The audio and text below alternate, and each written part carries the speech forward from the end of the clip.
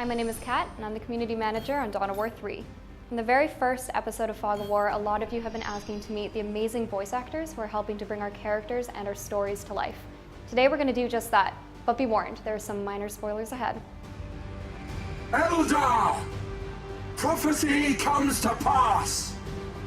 No one, including him, will touch it so long as I live. If you're set on staying this course, I must choose rebellion. It's a race to the pointy stick. You know what that means, don't ya? Let war! Hello, my name is Dan Poole. I am the speech/VO guy here at Relic, or one of them, and I'm on Dawn of War 3 currently, and I help do the recording and the processing and implementation and casting and all the kind of voice stuff for our actors and characters in the game. Out of nowhere, you drop out of the sky like an awesome comet. It's really satisfying because when you find the right actor, it sings. And as you wind up your cannons to decimate, you're just, you're screaming She out your goes, loud. unhand him, and then she just goes. Like you have a character and you hear someone and you're like, that's the embodiment of it. And that happened many times in this game, so we're really happy with what we got.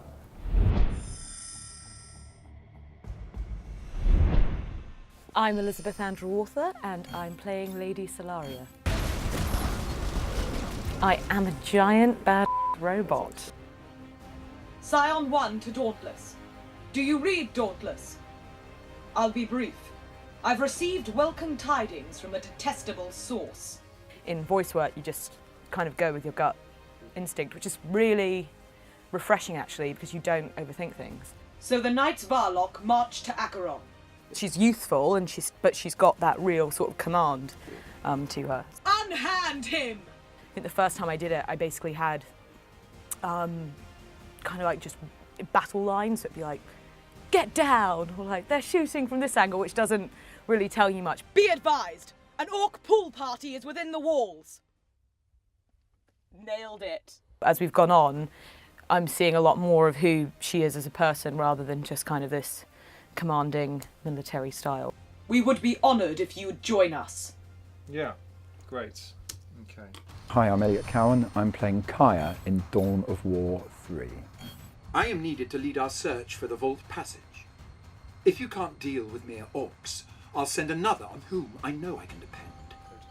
There's a picture, an artist's impression of how it's going to look in the game. That basically is your outline, and you kind of have to fit into that. We can banish this shadow together, but I need Taldir to preserve our unity. And in this case, I was told that he was a warrior and that he was a leader, and he was arrogant, and he had a certain amount of hubris and obsession with becoming the ultimate leader of this world. You choose treason. So be it. As you try a few things out, they begin to guide you through where they hear the character landing, and then when you kind of get it, then you start to revel in it and start to take him on his journey. I think the way that you make the character relatable to anybody who plays it is by investing all of yourself into your read, into your interpretation. You give yourself wholeheartedly. You have to believe that you're in this other world. You have to believe that you are on another planet, that you are facing something that you're cooking up in your imagination. Those bleeding squatters, sit on my prize! Because we're given the opportunity with a character like this to go mental, to key into a part of your psyche which is hungry for war. Now that's an hard-looking git! It's hard on the voice, but a lot of fun. Duh! There's a pointy end, isn't there? I'll kill him with me spear, or I'll kill him with me zogging claw. What matters to you lot is that these gits give us a good fight for it. And what matters to me is, I want that steak! Hello, my name is Alec Newman. I play Gabriel Angelos. Hello, I'm Chris Fairbank, play the Inquisitor. Do not let the spear fall into the hands of our enemies. Well, there are two separate agendas going on with these characters, each in their different way. Angelos, I forbade you to land on Acheron, yet you defied me. Inquisitor, I could not let my brothers lie in dishonor on that world. It is right that I did not. There's something being held back, there's defiance that goes on one character's part, and essential nastiness and duplicity going on with the other. It is not just orcs on Acheron, but the Eldar as well. Their webway is more invasive than I imagined. A lot of this kind of work is very solitary. You're usually alone. That's what you intend to blockade, is it not, Inquisitor? Oh, that's good. That was great. That works very well. Yeah. Okay, great. Well. Okay. Well. It was amazing. It was so nice to have a human getting that feedback, and that mutual energy, I think, is not to be underestimated. You have gone to great ends for her. Not always. Essentially, you're doing the same thing, which is authenticity, a kind of congruence. That's what you want to create throughout your work as an actor, if you like. And it's finding a congruence between the illustration, the voice, and the intention. And I think what we found in there was quite, like you say, instinctive. There would be blood to pay if it was known another Craftworld was harboring her soul.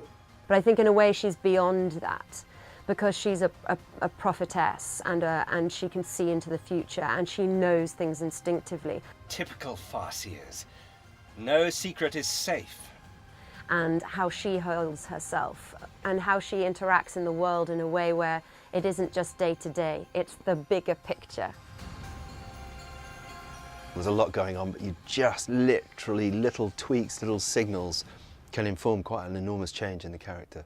If I can be a better brother in her death than I was in life, that is enough. We start with performance. That's really important. We are also really careful. Our voice director, Justin, he is familiar with the 40K universe. He's worked in this universe before on other games, and he kind of understands the tone of an Eldar, like the ha of a Space Marine, or like the wackiness of an orc. And so locking into those, like, you know, becoming those specific archetypes, and then specifically what type of orc they are or what type of Eldar they are, that is initially what takes a while, because you want to make sure it's true to the IP and to what we're looking for specifically. And once you have that in, then it's fun.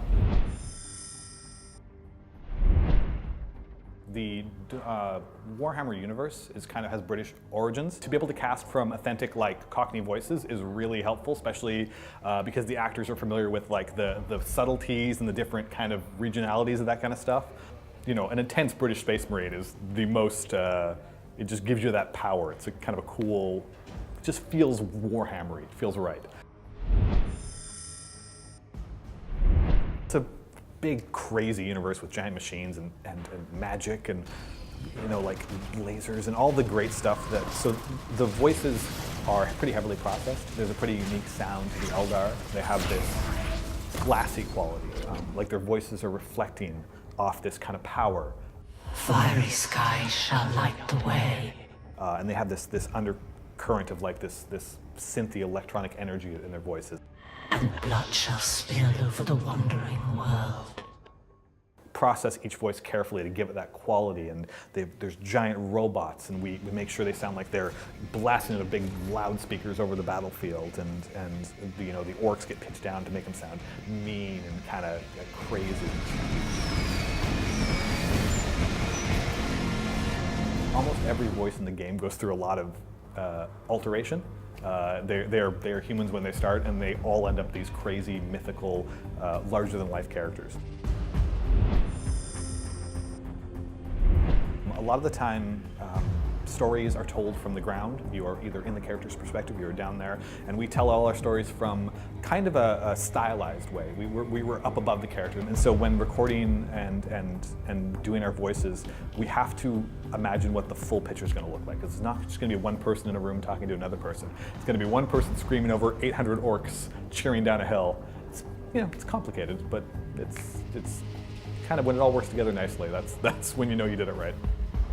Thanks for tuning in to the latest episode of Fog of War. As always, be sure to comment below and let us know what you'd like to see in the next episode. And until then, be sure to connect with us on social media. See you next time.